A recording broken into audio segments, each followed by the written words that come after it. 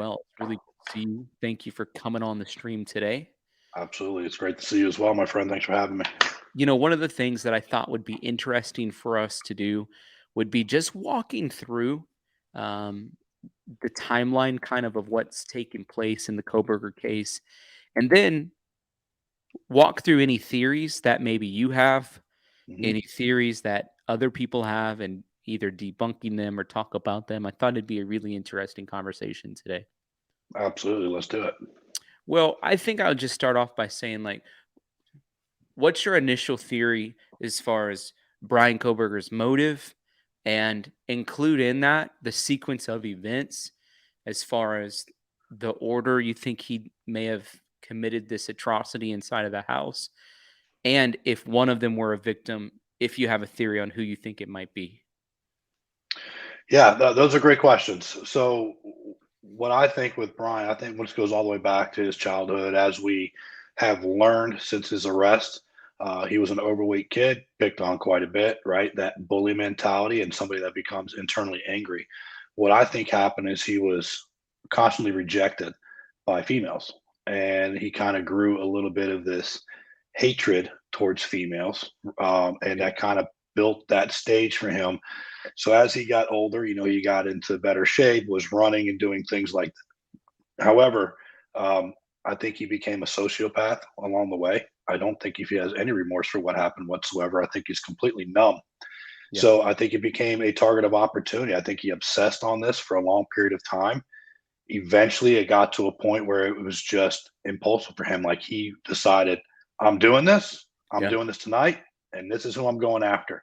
And perhaps the trigger that started this was he well probably was rejected by one of the girls. I think they said that it was Kaylee. I think that had some sort of contact with him, or there was something with him previously. And so maybe that rejection is what set him over the edge. He clearly became obsessed and probably stalked her. And I think maybe the other victims involved were just there. I don't know if he intended to kill all of them all at the same time, or if it's just something he had to do because they were there. But I do think Kaylee was the target.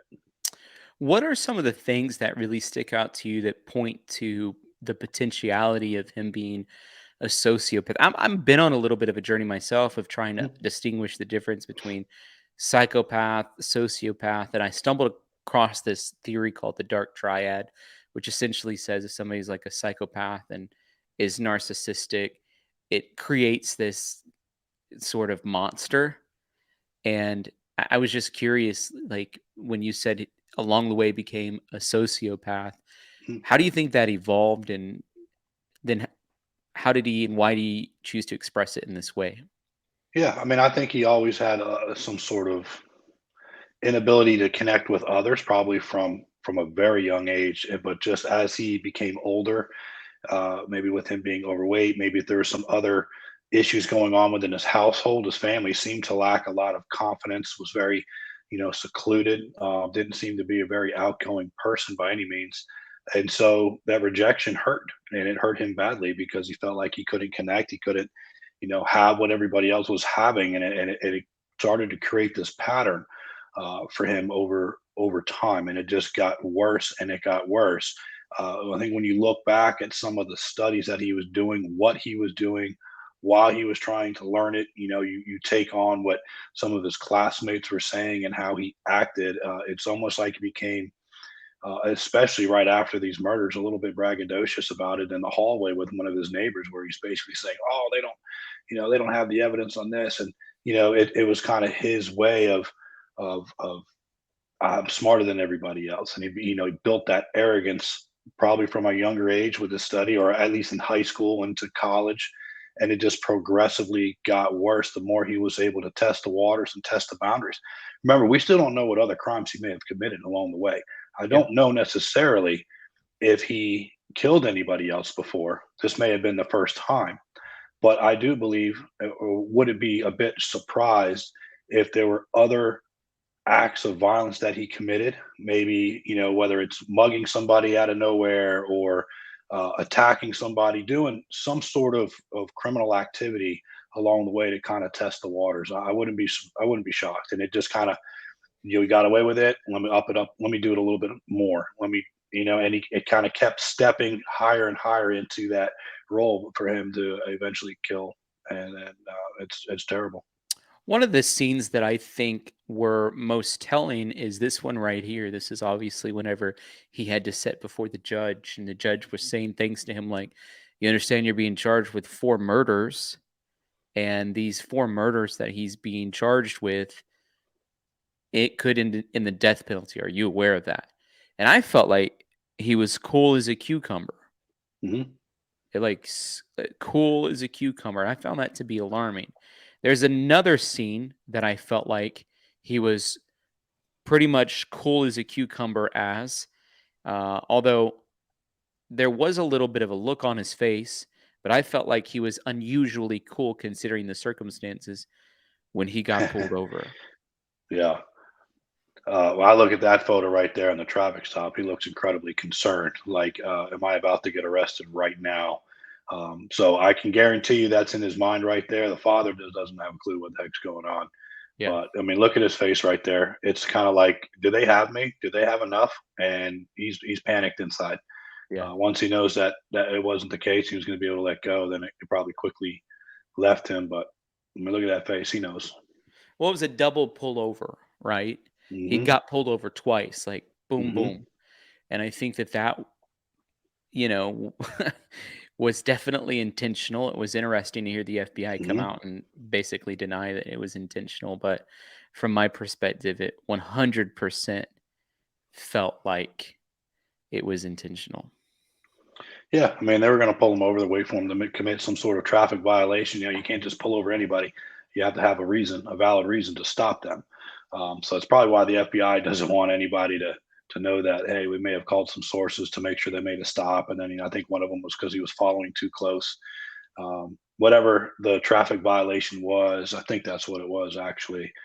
They want to identify him, see what they observe, and make sure it's him, so they know they're following the right person. So it tells me their surveillance was already ongoing at that point. When Brian Kohberger ended up getting arrested, it was like 7 weeks into this investigation. Mhm, When we look at the timeline of the events, really what we see is several weeks going by where it felt like they didn't have a suspect at all. I'm mhm. curious what are your thoughts about that? How long was it actually until the local police department had their eyesight on someone? That's a good question, and I think that's something that'll come out in the trial, or at least a part of this process here. Um, they may have known maybe a week in, 2 weeks in. It's hard to tell. But what I will say is when when you have 4 people that are murdered and the whole entire nation is watching you. In fact, the whole world is watching what's going on there in Idaho. Um, they have to be very careful about what information gets out. Not Yeah, to mention your suspect's close, and they know it. And so they have to be very meticulous on what they do. They don't want to spook this person. They don't want to tip their hat that they're on to somebody. They had to keep the cards, or had to keep everything very close to the vest on that. And to us, not being in law enforcement and not knowing what's going on, it can be very frustrating because you want answers. We want to know who's this person and what do you have, but they cannot jeopardize the case. And I know there was a time frame where people were just beating up on the police chief and so on, but they had to stay yeah, true to their case, and they had to keep the integrity of that case so it can go to trial like it's doing right now. So whereabouts was it that they had the info? It really depends.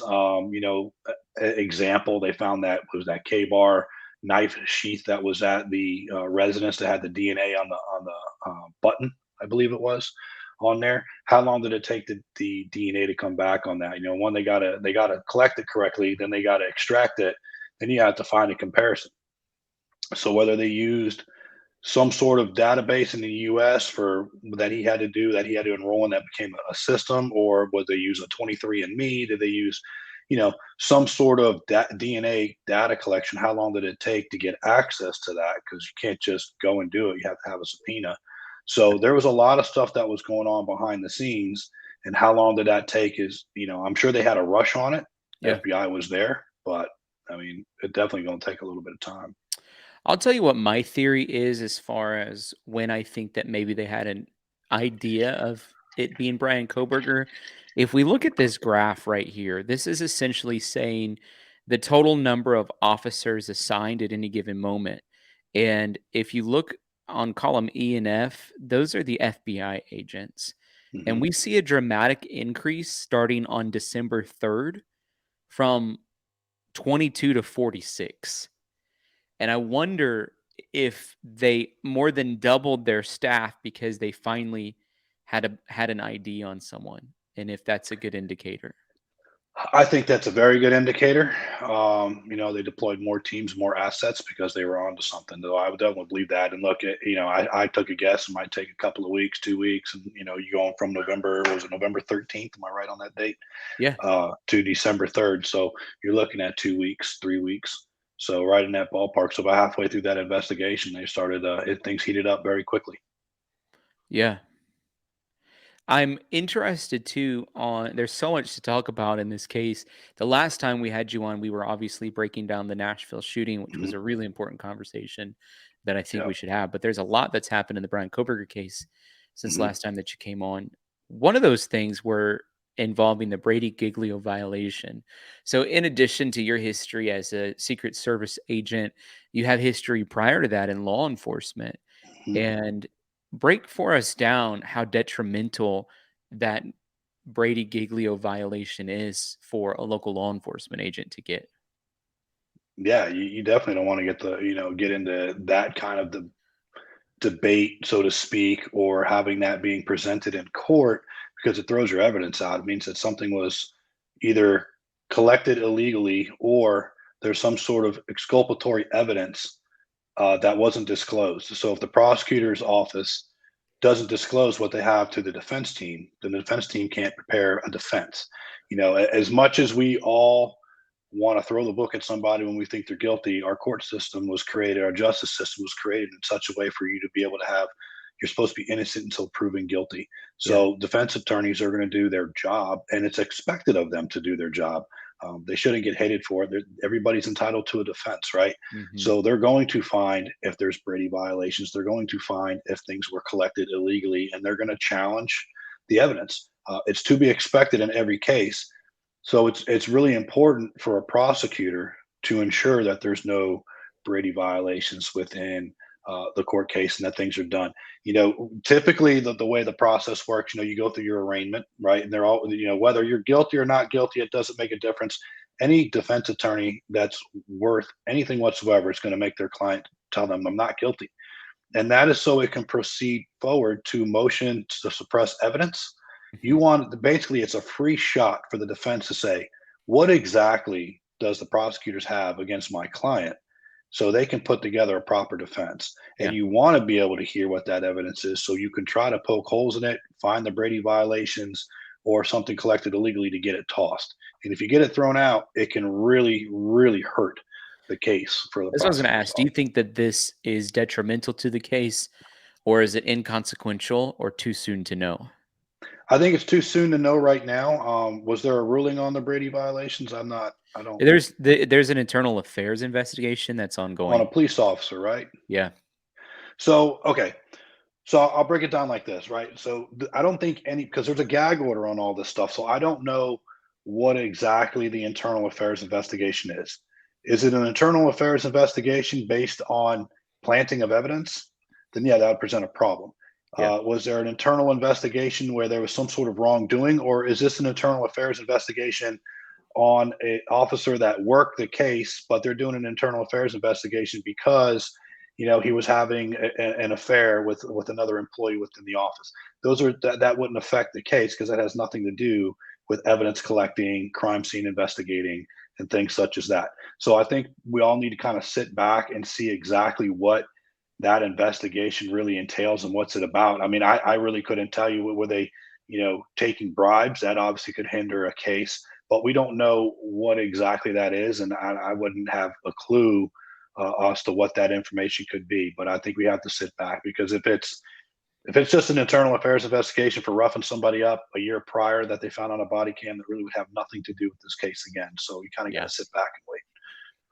We have a question from one of our viewers, Kay. She wants to know, Jim, if you think that Brian's blood will be found on the scene of the crime. I think it already has been. I think it's mixed in with what they've collected. You had so much blood that was seeping out of the walls. It was seen outside. There's photographs of it. So I absolutely think his blood is mixed in there somewhere. I can't see him being able to kill four people and not have some sort of wound to him. Now, we still don't know if any of the four victims were able to scratch him, punch him, and claw at him and get some DNA under the fingernails. We haven't heard that yet. Yeah. Remember, there's a gag order, so we wouldn't know. But it would be very, very challenging to murder four people so up close, so personal with a knife, uh, to where you don't have a single mark on you as you're slashing and doing everything else. I would find that very hard to believe that he didn't leave any blood in the house.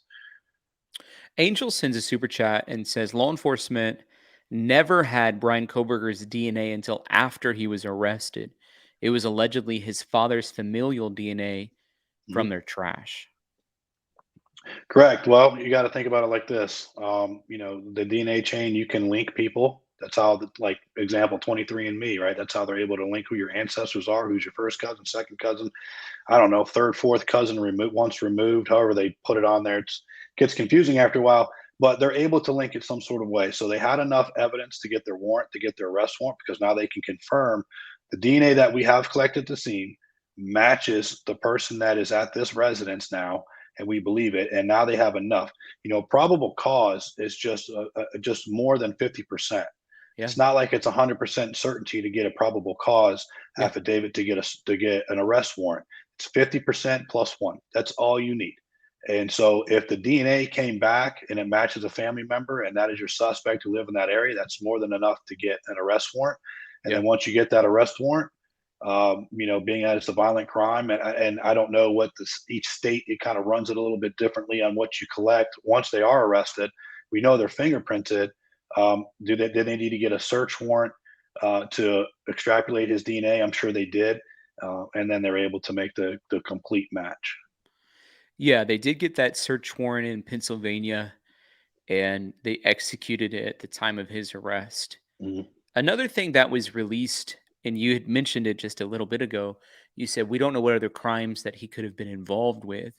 And it's been confirmed by Brian Ensign, who I think the Pennsylvania police or somebody with close proximity to some of what took place there in Pennsylvania have been giving Brian Ensign, my theory, a lot of information. But he confirmed it that there were two cases in Pennsylvania of homicide that Brian Kohberger is being investigated in as well. I'm curious, do you find that to be potentially valid? Are they just trying to link him to cold cases, or do they have a reason you think to come out and say that?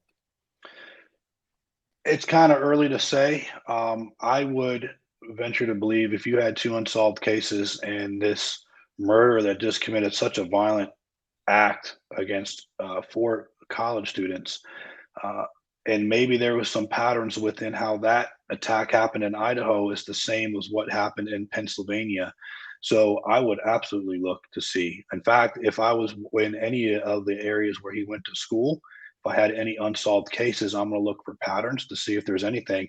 I'm also going to see if there's any DNA collected, and maybe at that time they didn't have a match, and I'm going to run it and see if there is some sort of link. But I would believe that they have some sort of reason to believe that he may have been involved in previous homicides, and I wouldn't be shocked. Like I said, maybe his first ever murder was a one person individual. Then he did another one, and now okay, let's keep building it up. It's I'll tell terrible, you but one that's of kind of my how it works. theories because this was information that came out the next day after we found out he was being investigated for two other murders in Pennsylvania. The next sort of piece of information that we found out about was that there were ID cards, Mhm, multiple cards plural, found in a glove inside of a box. We knew that because that was on the search warrant receipt that was released from Pennsylvania. So that was mhm, public. What we found out later was that one of those ID cards belonged to somebody who lives inside of the 1122 King Road residence.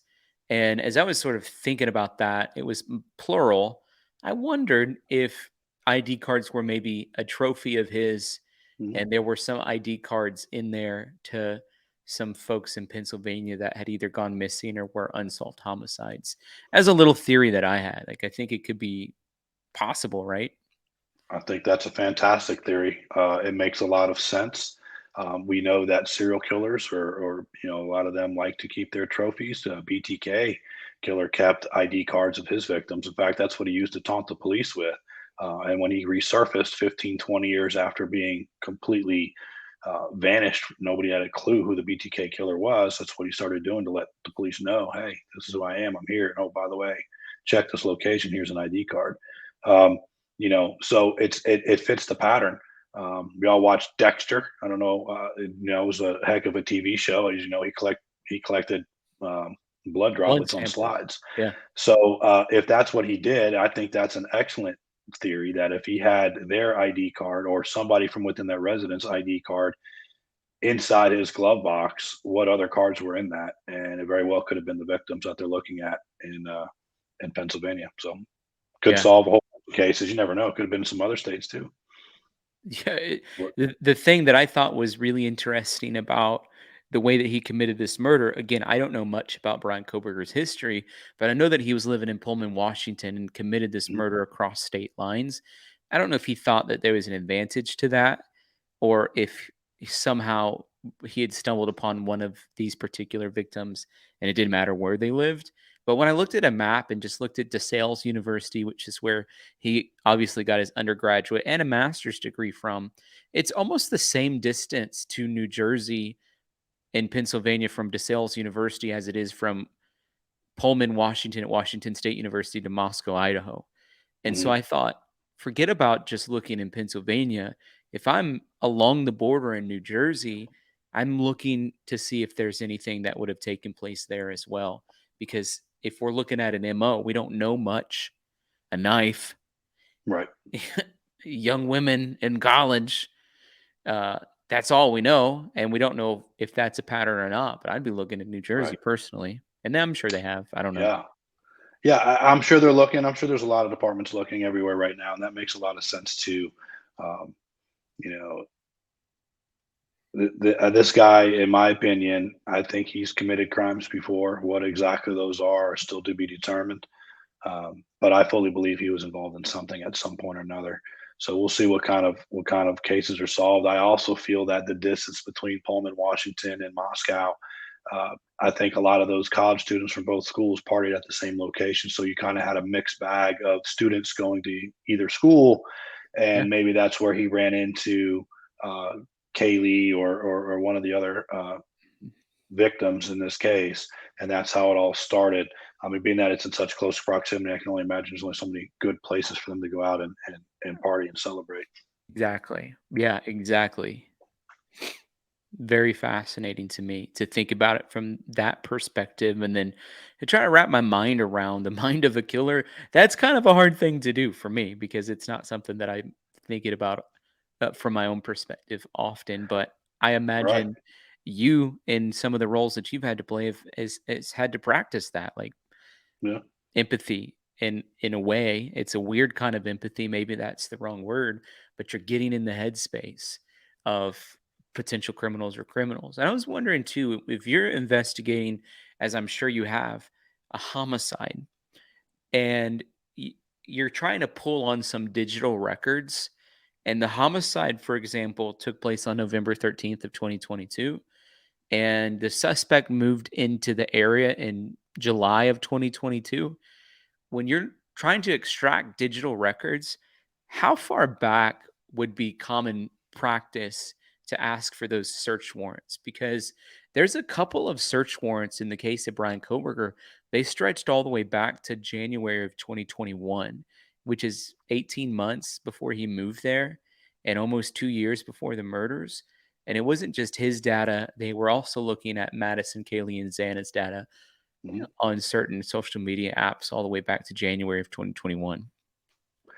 Well, I mean, you can go back as far as you need to, as long as it makes sense. And if it makes sense and it's reasonable, you can get a judge to sign off on that, which gives them the justification to be able to do it. But like again, it has to be reasonable. I think the reason they went back that far on him was they probably wanted to know, one, what made you choose to go out to Pullman, Washington from Yeah. Pennsylvania? Why did you apply to this school, and who did you know? What were those reasons that made you go out that way? Did he have contact with one of the victims prior, and that is the reason why he moved out there? You're trying to make sure you find that motive. What was the reasons for him going out to that way? I mean, let's face it. Most are probably not going to go all the way across country to go to school. Most people go at least within a state, or at least a region. Yeah. But to go from the East Coast all the way over, To the West to Coast. the West Coast, is a little unusual. So what exactly were the reasons for it? So I would, if it were me investing in that case, I probably would have went back that far, or maybe just a little bit further, just to ensure that I don't miss something. Yeah. And you want to make sure if there is a link, you want to be able to explain it, because don't think for a second the defense isn't going to ask you questions on that. They want to make it seem like, well, you just targeted my client. You didn't have any other reason. So they want to cover all the bases, all the tracks, and make sure that they know exactly um, how to answer that question correctly, and that they did a thorough job. Now, Angel sends a question, which I think is a good question. She says, "How does someone carry out this crime with zero blood outside of the crime scene?" And I find that to be peculiar and interesting myself. I've been watching videos of Catherine Ramsland, who's one of his professors, and DeSales University has, to me, what would feel like a pretty fun criminal justice program where they have a crime scene house. They Mhm. go reconstruct crime scenes. She throws red herrings in there. They set up their own crime scenes. So you tell me what you think about how is it possible there's no blood outside of the crime scene? How did he cover his traces like that? No, I think there was blood outside of the crime scene. I don't how he if he was able to clean it up or not. I mean, he had several hours before any law enforcement was ever even called, and I don't think he stuck around to do that. But you really don't know. You don't know how well he thought this out. Did he actually approach there and change shoes? Did he bring a pair of slippers? Or like slides or something like that that he had sitting there on the porch. That as soon as he came out, boom, he popped them off, carried them into the car. What we do know is that inside his vehicle, he was very meticulous on how much he was trying to clean it Yeah, and try to clean up any type of evidence and that's DNA right. evidence. So that makes you believe that he knows that he transferred something from inside that residence to his vehicle. Yeah, Now, whether it was on his clothing, more than likely, the only, unless he was cutting and pulling out blood, which I would imagine if you were cut that deep, that severe, 7 weeks later, there would have been some sort of notice of that. Because don't think for a second when they arrested him, they didn't do a full body exam on him. And I can guarantee you, any mark that he had, they took a picture of it. So if he had a deep cut, a deep wound, that would be noted. Um, but if he didn't, you're talking about the shoes is probably the most likely transfer of any blood, because you would have had to walk through all of that. And so if he got towards the front or wherever he made his exit, maybe he had, popped off his shoes, put on the slides, get in the vehicle and get out of there. yeah. Maybe he stole some pair of shoes that were already there and we just don't know that yet either. We don't know that, and we know that there was some Vans footprints, and that's about all I know as far as any kind of and that seemed to be inside of the house, and it Yep. seemed to be a partial print. So we don't even know whose footprint that could have been.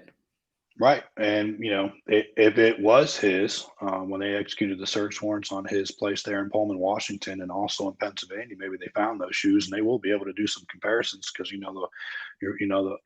the way you transfer weight on your foot, leaves certain indications in certain areas. There could be certain indicators on the bottom of the shoes that just happens to have a certain marking that just matches right up, right? Hopefully you can get lucky with something like that. But, we don't know. We don't know if he very well could have changed into somebody else's shoes that were already there and didn't even bring slides or something like that. You mentioned the show Dexter. Do you think Mhm. a show like Dexter is totally inconsequential in just the general ethos around people who may have a tendency to commit murders? Do you think it helps inspire people? Is it entertainment? Have you thought a lot about it? It could be an unfair question because you might not have processed it at all, and then I'm asking you to verbally process right here live on the air. I think for the majority of the citizens of this country, or where the show actually, it was all over the world, right? Everybody watched Dexter for the most part. can watch a show like that for entertainment purposes, but have no indication of going out and being a vigilante killer, you know, and can separate the difference between the two. But I'm certain there's people out there that get their motivation and their ideas for something like that. Now, um, clearly, that's not an inspiration for this because, these four victims didn't do anything to anybody else. So that would have Sure. gone against the code, right?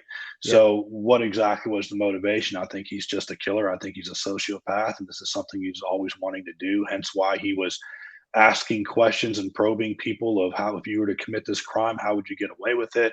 I think a lot of that speaks to his character and where his mindset was for a very long time in order to build that confidence that he needed in order to be Yeah. able to commit this. Because remember, he probably didn't have a whole lot of confidence growing up, being that he was bullied and everything else. And for him to, to kind of clam up into a shell for so long before coming out, and the patterns that he was, he had to. It took some time to probably build the courage to be able to go forward with something like this. So, One thing that I think about sometimes is his drug use at a young age. And we're actually going to have Dr. Latina on the show Monday evening to talk about just the implications of Brian Kohberger using drugs while he was a teenager, amongst mhm, other things. I grew up in a part of the country where there was a lot of drug usage and people act just flat out crazy. I mhm. find them to act the most crazy when they're going through withdrawals personally, but they act crazy all the time when they're on drugs. But I do wonder about that question or that thought. Does drug usage, especially he was using heroin as a 15 or 16-year-old, how does that in the long term impact his brain and his reasoning? I would think substantially. I would think so as well. I think that's something more for a psychiatrist or a medical professional to really be able to get into that, into the details on it, because it's such a clinical question.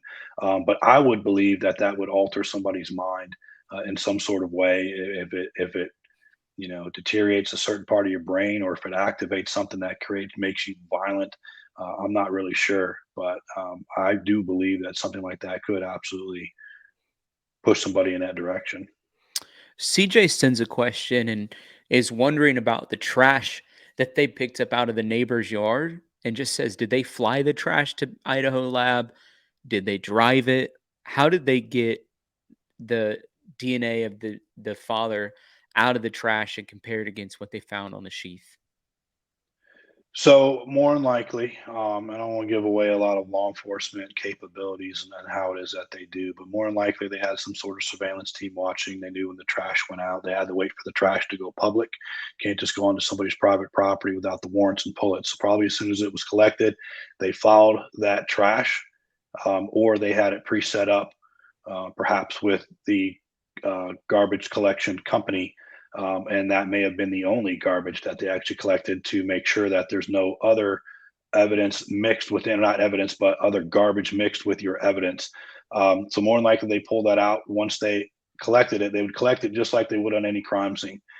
You take photos of exactly where it's at. You can video record it if you need to. You have your gloves on. You meticulously go through it. It's collected in a certain way. You have um, your evidence collection bags, your evidence tape, your evidence log, and the most important part is your chain of custody, which any person that touches that evidence or where it goes, it has to follow the pattern, like and it's signed off on, and it's a very documented collection.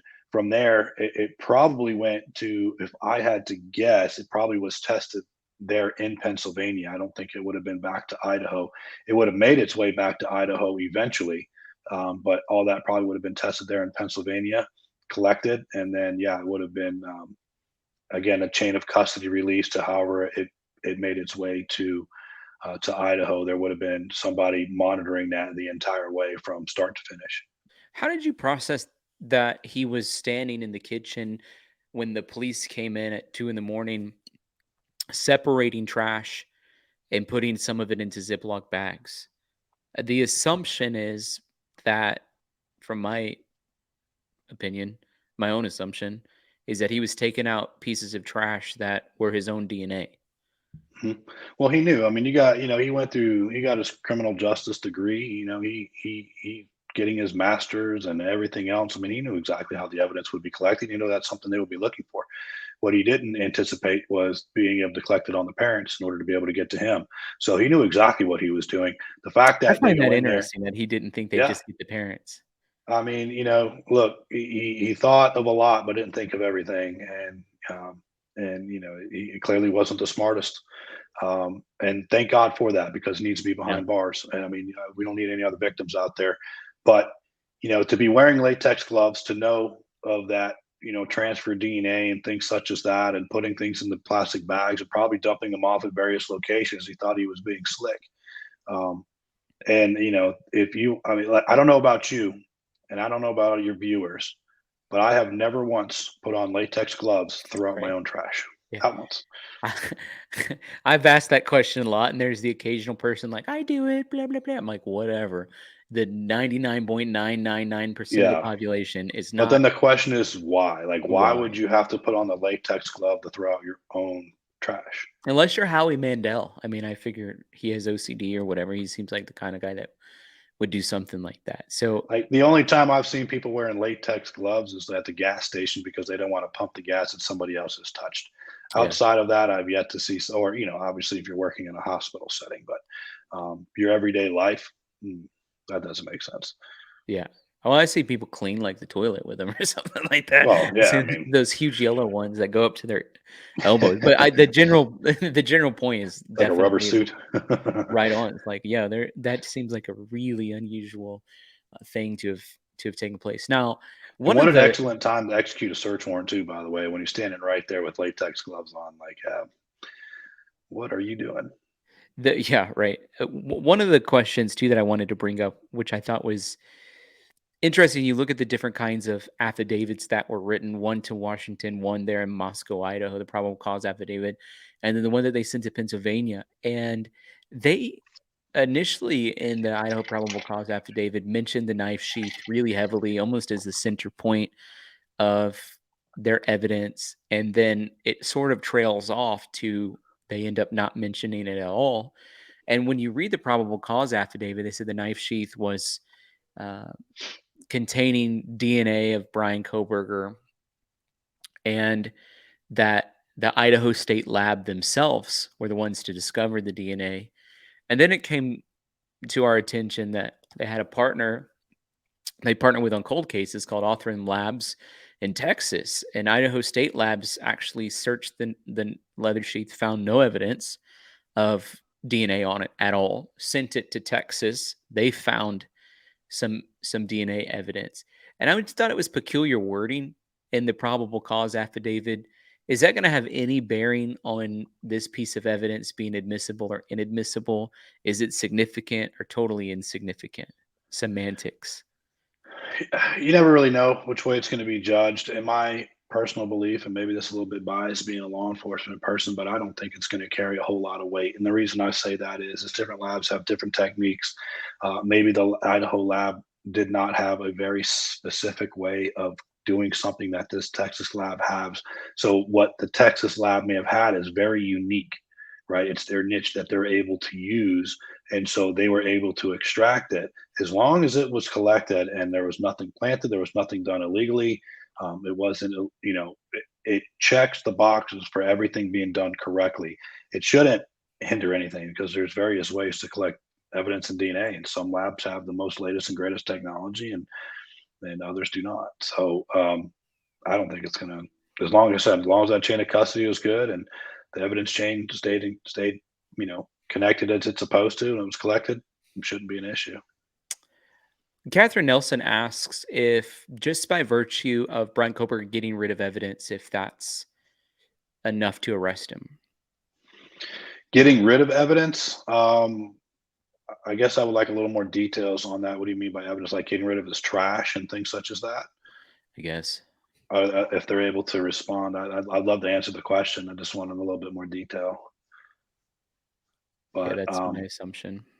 you know, it, I think you would need a little bit more than just could have been read. Now, if it's something that connects the killer directly to the murders, then absolutely. If he's just throwing out trash to throw out trash that could or could not be, it would be very, very, very weak evidence. It would be circumstantial. I'd want something a lot more concrete than that.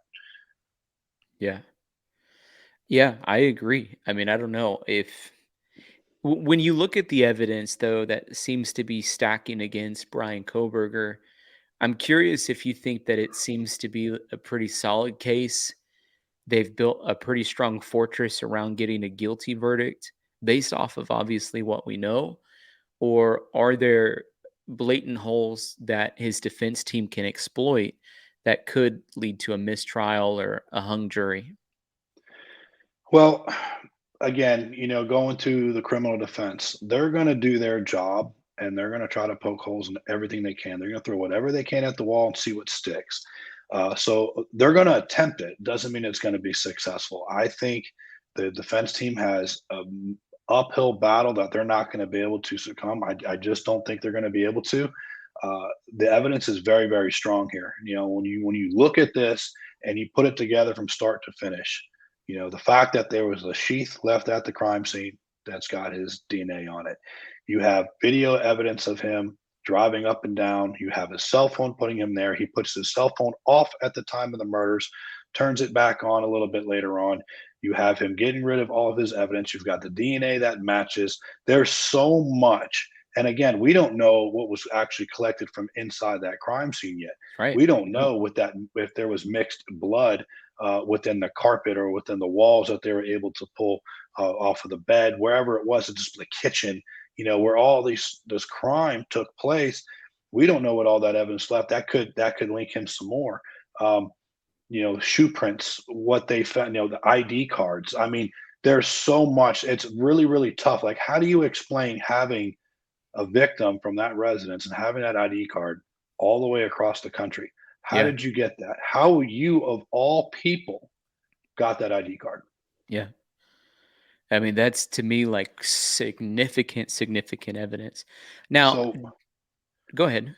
what I was going to say is, the defense is going to try to poke holes in it. The best shot the defense has is hoping that the evidence was collected illegally or Yeah. there was some sort of, like we spoke about earlier, Brady violations, right? Maybe the prosecutor's office didn't disclose something to the defense that they're supposed to, and now the evidence gets tossed. Um, they're going to be looking at what I had said earlier, that evidence, chain of custody, and those types of things are very, very, very important. Your search warrants, return of search warrants. Whenever you execute a search warrant, when I say return of search warrants, for everybody to know, if I were to write a search warrant on your house, Tyler, and I go and I hit your house in the middle of the night, if I was going in there looking, and I'm just going to throw this out there, let's just say you were, a drug dealer dealing cocaine and marijuana. All right. So I came to your house. We're going in there looking for it. What I put in that search warrant, right? If I'm looking for, specific things, I need to be able to go back to the judge and saying, this is what we found.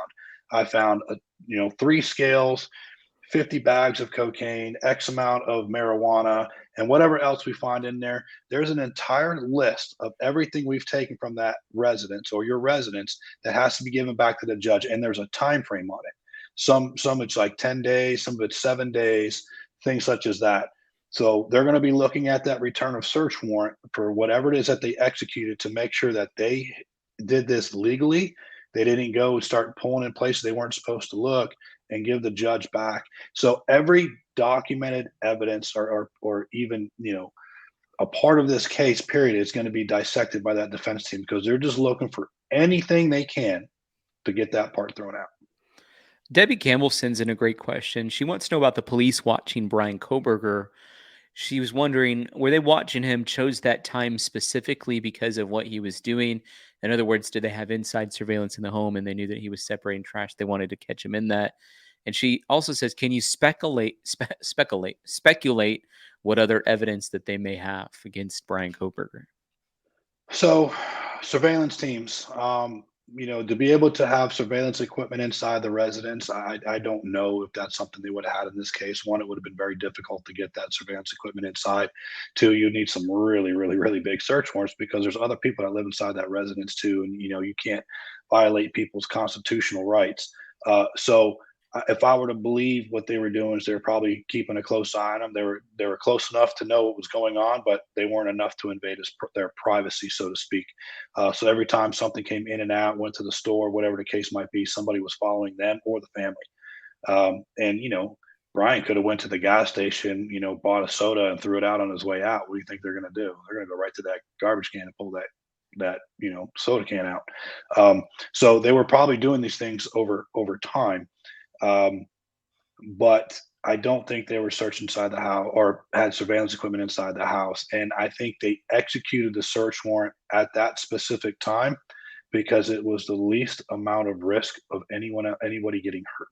Mhm. You already know that this guy's killed four people. So what you don't want to do is go in there and all of a sudden he's waiting for you and it turns into a massive shootout and now innocent people are getting killed, other people within the residence. So it was probably the most opportune time to hit the residence when most people are sleeping, completely unaware. It's the safest for law enforcement, and it's the safest for the people inside that residence. Yeah. Wow. Really interesting. Great answer.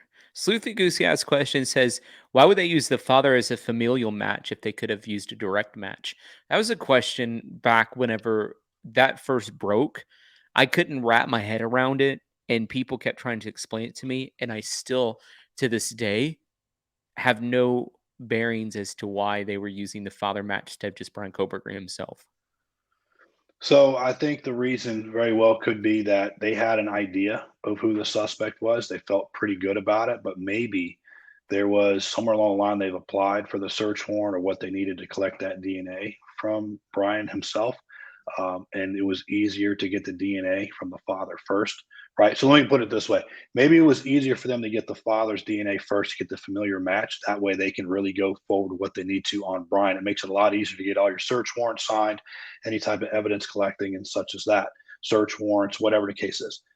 At the same time, it's very possible that they had almost enough information to get a judge to sign on going directly for Bryan, but maybe it was suggested to them that maybe you freely get DNA, familiar DNA from a family member. And if that comes back positive, pushes you over that limit of what is I needed see. to be able to execute the search warrant for Bryan himself. One So of the probably one of biggest those two. No, I think that's great. One of the other really big pieces of conversation, conspiracy theories involved in this case center around the prospect of there being an accomplice.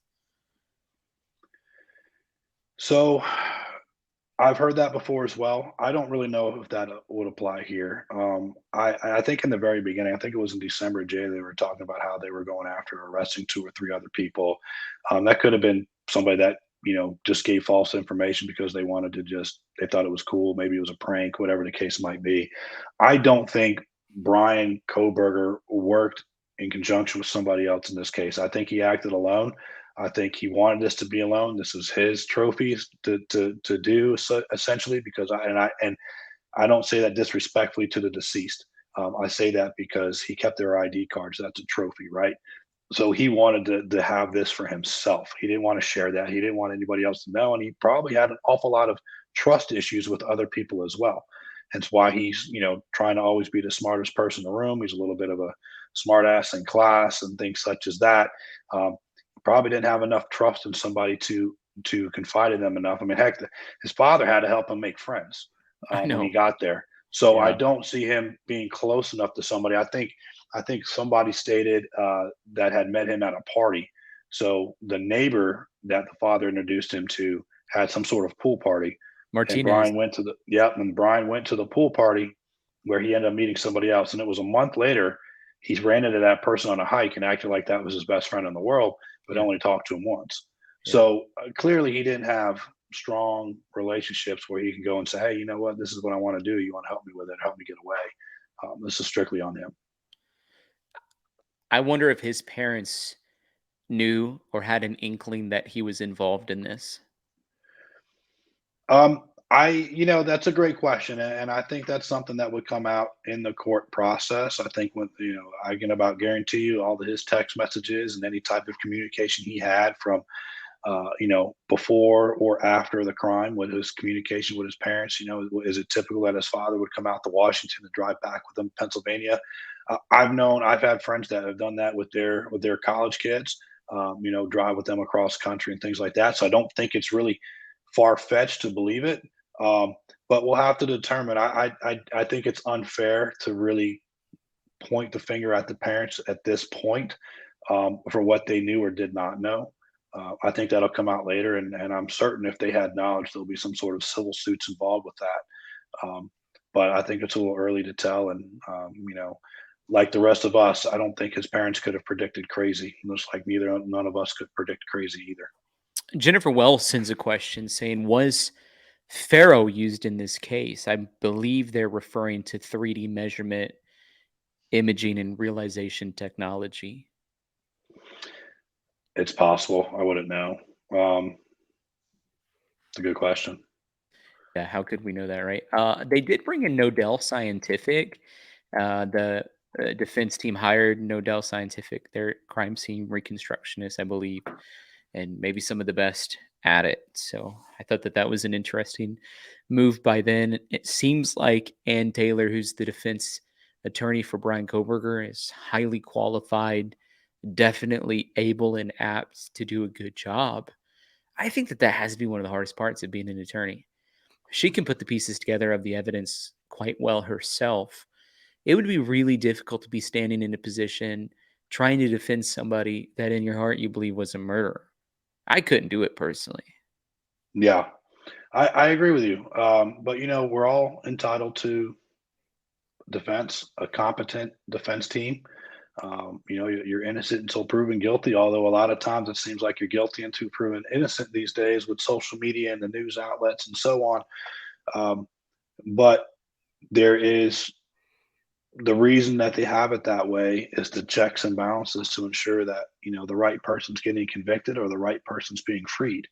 And if things were collected illegally or done illegally, you have to have somebody that's knowledgeable in evidence collection. You have to have somebody that's knowledgeable in criminal procedures, Yeah. and knows where where those holes are. And if they go in front of a jury of 12 and they can't get a hung jury, they can't sway one of the jury members, then you have to walk away from that knowing that, look, we gave it the best shot we could. We didn't win it.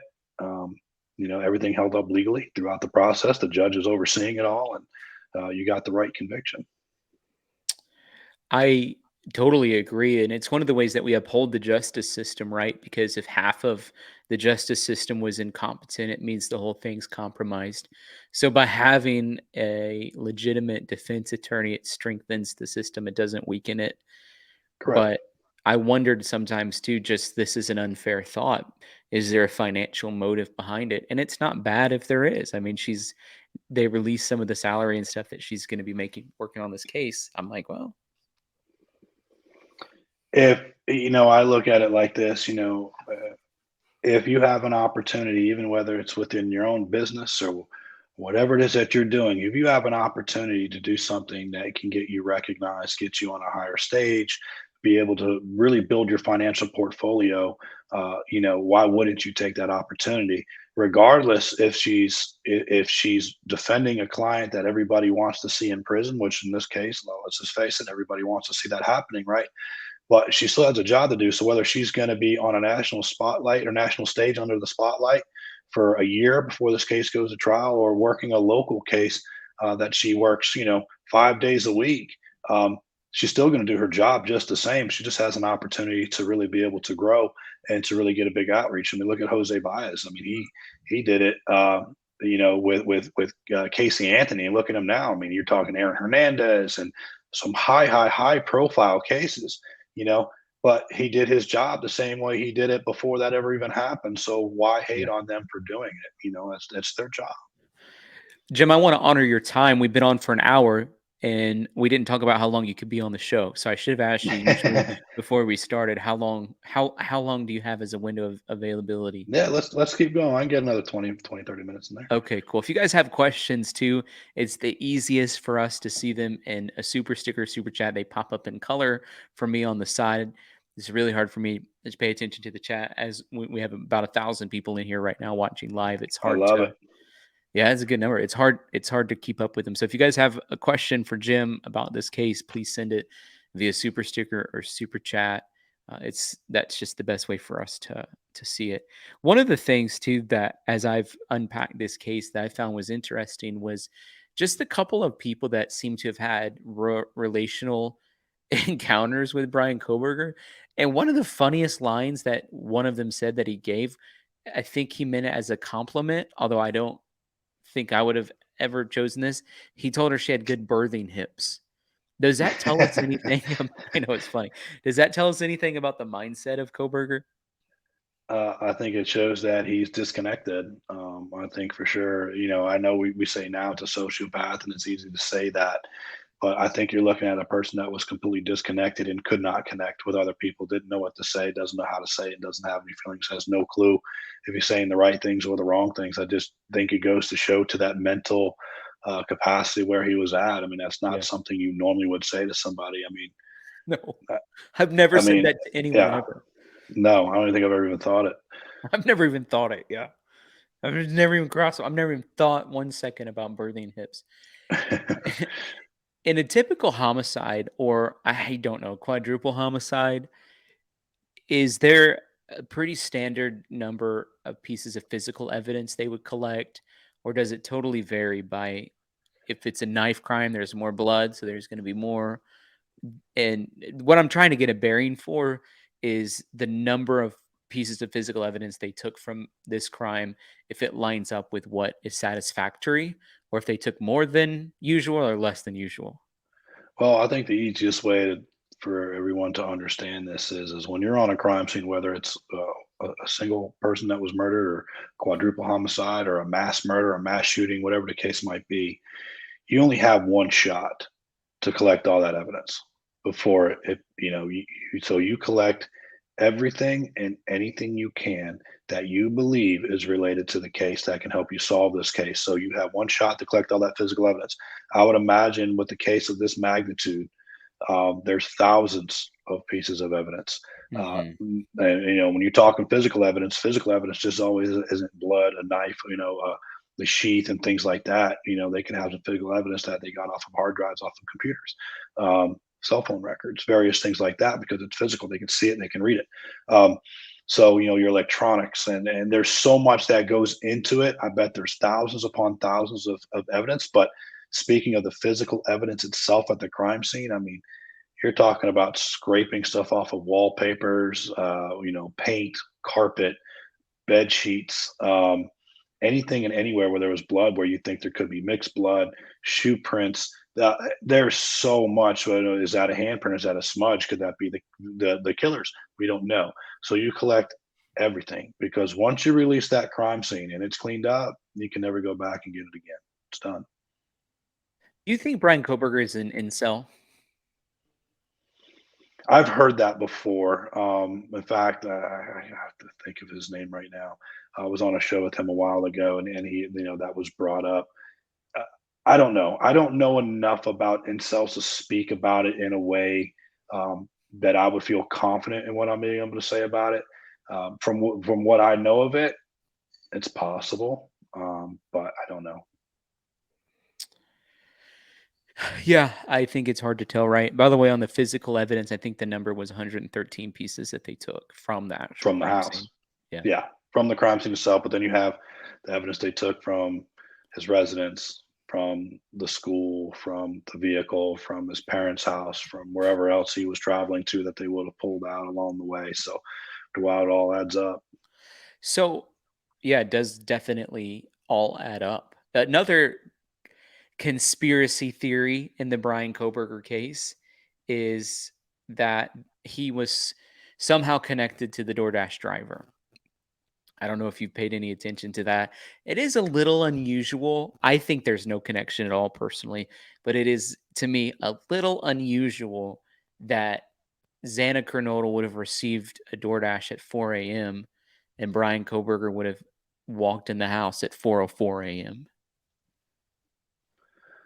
It's possible it could just been good timing. He may have seen that as his opportunity to get in. But I don't really know.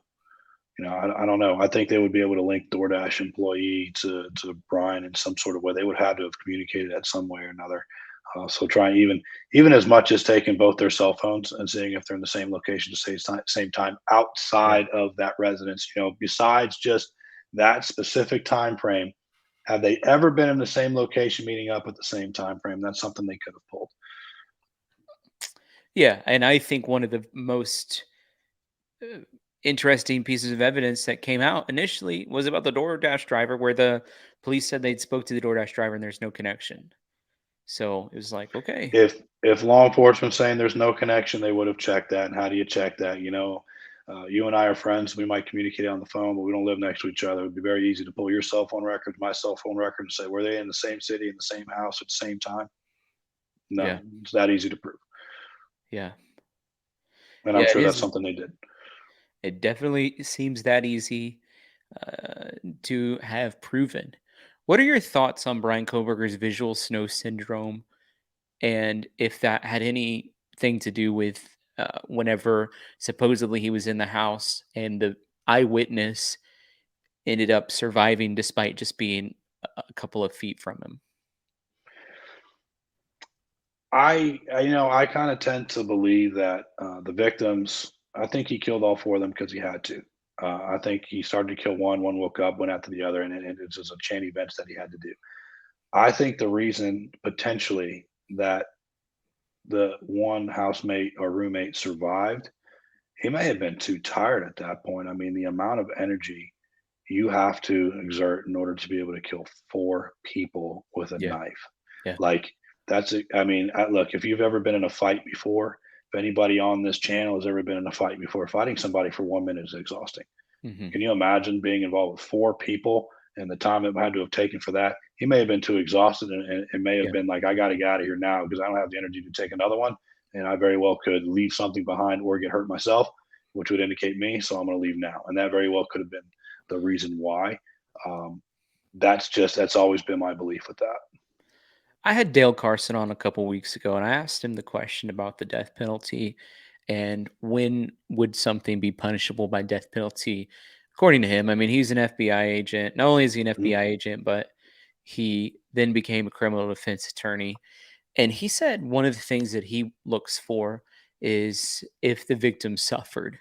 And he noted Mhm. Xana's finger nearly being chopped off, and then having quite a bit of defensive wounds. That in itself, according to him, would make the death penalty a reasonable, you know, discipline for what took place. Where's that line for you? Well, I would agree with that. I think thinking if a victim suffered, or tortured in some sort of way, things such as that, yeah, absolutely, I would agree with them there. I also think it's totality of the circumstances too. I think it's the how in depth this crime was, what was the premeditation on it. Um, you know, a person like that, obviously, you can put them behind bars for life, or you have the death penalty. I think death penalty serves as a deterrent for other people to make sure that they don't commit crimes like this. Be put to death yourself. That's what it's supposed to do.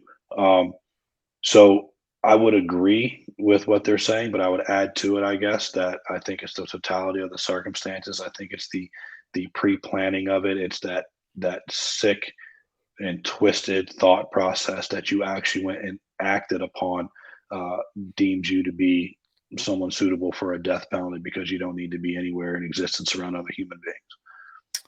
Christy asked the question, how do you connect the fact that Brian supposedly had connected to Kaylee's Bluetooth in her room? How did he? Yeah, I don't know what she's meaning. I just think the intent is. Do you think it's significant if he had connected to your Bluetooth, or what's the connection there? Well, I think it would be significant and it would be very interesting if it connected because he was connected to it before, like prior to these murders. So how did you get connected to something of a Bluetooth? And what was that connection between the two to be that close and that intimate to be able to connect to someone's Bluetooth? Or did it happen by chance? Um, that could be very interesting. I had known where there were was it not the cell towers, but I thought there was some sort of Wi-Fi or various things that he was connected to and kind of Yeah, bouncing as he was driving around, leaving a digital footprint there. Um, but that is an interesting question. I think that could be answered. I think that's something they can figure out. Was this the only time he's ever connected to it? How did he connect to it? Was it manual on his side, or was he connected to it once before? I mean, what if he has to connect to some sort of device from at a library somewhere, or you know Yeah. needed to borrow it, Right. and it was unbeknownst to everybody, and it was several weeks before these murders took place. So I think it's a very interesting question. It definitely could carry some weight, but it really depends on what the outcome is. I know it's one of those things where it's like we don't actually have the details around that to be able to make a great analysis or theory from that. Melanie sent something saying that Ethan's frat house had a 4 a.m. curfew. She provides her theory, wants our feedback. She said, I think Ethan was leaving, ran into Bryan Kohberger on the way out. I think Xana was behind him walking out. What are your thoughts? I haven't thought about it that way yet. It's a good question, actually. I don't know. Um, I'd have to get some more thoughts and probably try to get some more details on that and exactly what how everything kind of rolled out or played out at that point to really be able to give a um, good answer to that question. I don't know. I'm sorry. Wish I was better I at that was one. just kind of pointing back to I think whoever suffered the most significant wounds was likely the target. And I think Brian Kohberger knew that his target was on the third floor. And I don't Hmm. think he was anticipating going after Xana or Ethan, either one. They happened to be awake. I think they were just inconsequential personally. And uh, I think Ethan was going to spend the night there. So I'm sure he was, but like I said, I've always believed that the other victims weren't supposed to be the victims. yeah. They became victims because they tried to interact. They tried to intervene in what was going on, and may have come out in a full on attack on Bryan, and it turned into a life and death situation, which unfortunately they lost their lives. That's why I believe they were involved. That there was some sort of an encounter and a struggle. I think there was evidence of a struggle at some point in that house too. I believe in the kitchen. So clearly there was some sort of I, I don't know. That's just kind of what my belief is. I believe Kaylee was the main target, and it continued from there. And then the other two or the other three, really, I think was the two of them were in the same bed, weren't they? Yeah. Kaylee and Maddie were in the same bed. Yep. Mhm. C, that's their name, just the letter C, kind of like Harry S. Truman just had the letter S, just the letter C. Is it possible when the victims went to the football game the day before Bryan was following them, if we pull footage from the stadium, would we see? It's possible. I'm talking about a lot of people, so it would take a long time to kind of filter through that to find out, where they were, where Brian was. I mean, maybe a little bit easier if they knew where the seats were exactly, so they could kind of follow them from the moment that their seat, maybe work it backwards and where they were pre-gaming and things like that. It was a pretty big event. I think that was a rivalry game, if I'm not mistaken, Yeah. which should bring out a lot of people and a lot of attention. I have no doubts that he was stalking them probably for weeks leading up to this. Again, he's doing his own counterintelligence, trying to figure out what are their patterns when they go to sleep, who's where. Uh, you Hmm. know, just being I mean, essentially a real bad creeper, and figuring all these things out and waiting for that opportunity, and then the confidence to sit there and say, or that impulse to say, okay, I'm going tonight. This is when it's happening. So I wouldn't be a bit surprised if he ran into them several times before the murders took place. Whether it was at that game, whether it was in that week, at a bar, anything like that. I would say even more importantly than him stalking them the day before was the cell phone data that linked him to outside of their house 12 times prior. And one of the things that people say in defense of Brian Kohberger, which actually is sickening to think he has a fan club now. There's Brian's girls on Reddit that are sending him money to his commissary account. And about 10 to 12% of people feel like it's their responsibility to stick up for Brian Kohberger. But one of the things that people always say, it's like, well, he lived there for 12 weeks. It's not unreasonable to think that he would have been in Moscow 12 times. It's not unreasonable to think once a week he would have went to the city 15 miles away. Okay, whatever, I can see that. It's totally unreasonable for him to have been down a secluded, off the beaten path road Mhm. where 1122 King Road house is. And so when they say that, it's like, okay, it feels like the media when they twist things that they try to say people said things when they're not. It's like you're Right. twisting the truth there. If you talk about the location of the house and where Brian Kohberger was at, and he was there 12 times, that's really significant because there's no It's very reason he should have significant. been down that road unless he was a student at Idaho University, or was living in one of the housing units there, which were neither. And we know he didn't have friends, so it wasn't like he was Right. hanging out with friends there.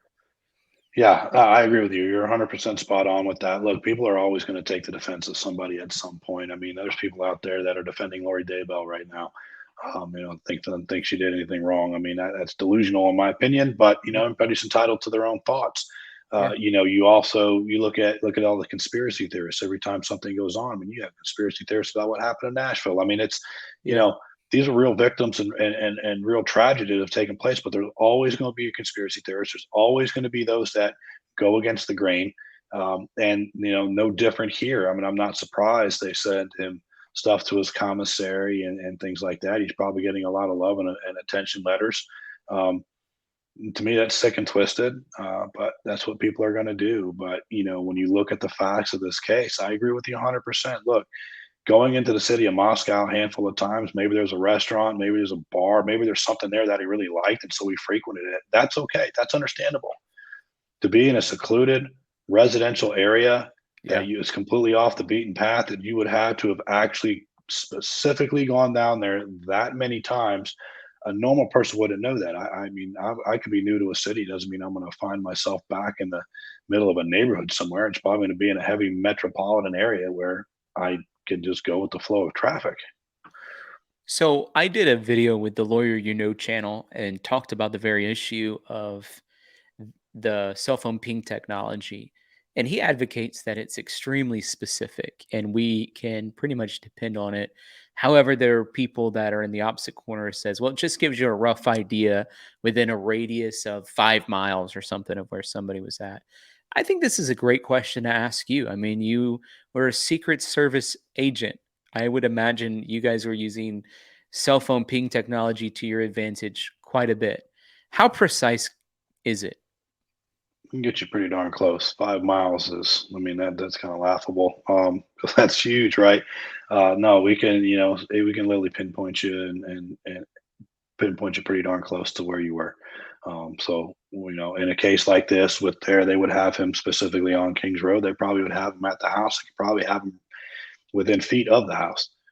So the technology can be pretty good. It's really up to the person that's using the technology and how good they are. Yeah. Yeah, and I think it's interesting he shut his phone off during the exact time that he committed the murder. To me, that's obvious. I don't Well, I if I'm not mistaken, didn't he reach out and ask some of those questions where somebody made that suggestion to him that if they're, make sure your cell phone's turned off so they can't track you, and then he goes ahead and does it? wouldn't it make more sense if you were a criminal to leave your phone on at your residence? I think, I don't know, at least on my end, you cut out there. I didn't hear what you said there, bud. I said, wouldn't it make more sense if you're a criminal to leave your phone on at your residence? Yeah, there's a lot of things he could have done differently. I definitely don't want to put out what he could have done differently to inspire anybody else Yeah, out there. So please don't, you please don't. know, but yeah, I mean, look, he thought he was doing everything right. He wasn't. Clearly, he wasn't. He's locked up. Thank God for that. And yeah, and as much as we can get into the weeds, maybe you and I will get into the weeds on that conversation when we're talking personally in Nashville. But Yeah, you know, uh, yeah. publicly, I don't think we should go No, I agree. We there. probably shouldn't be given any pointers or tips. But, I mean, my point is that was, to me, one of the most obvious reasons that could lead towards his guilt. Oh, for sure, 100%. Yeah, Like I said, he did a lot of surveys, and a lot of the information that was given to him in the surveys is exactly what he did. yeah, So again, that's just more evidence, that the prosecutors have, because they're going to absolutely use all of that, not only to paint his character, but to set the stage for what he did, show the premeditation, show how long it was that he was actually putting this plan together, and then along with the physical evidence and everything else been collected since, I think you gotta and of course, you're going to have people out there saying that, oh, the defense is going to have, they'll be able to pick this apart. No, they're going to throw a lot of holes. They're going to try to throw a lot of stuff at it. yeah. This one's sticking. I guarantee it. Well, Jim, thank you so much for coming on. I wanna give you a second Yeah. just to pitch any social media channels or anything you have. I'm curious if you have any TV shows or anything coming up that people may wanna stay tuned to your social media, get the latest updates on. Oh, for sure. We can see some of my social media channels behind me somewhere over there. There it is. Um, Give me a follow on Twitter, Real Jim Rathman, or Instagram at the real Jim Rathman. I put stuff on Facebook. I try to update often. I do have another television show coming out here towards the end of the summer. It's called Under the Radar. It is a Swedish serial killer, convicted Swedish serial killer, who wrote some songs after being convicted of his crimes, where he admits to doing some murders in the United States. He left clues within those songs. I was contacted for it, and it gets pretty good. So I will just tell you that it's definitely one you What don't want channel to is that miss. on? So in Europe, it'll be playing on Viaplay, and I'm waiting to find out what it's going to stream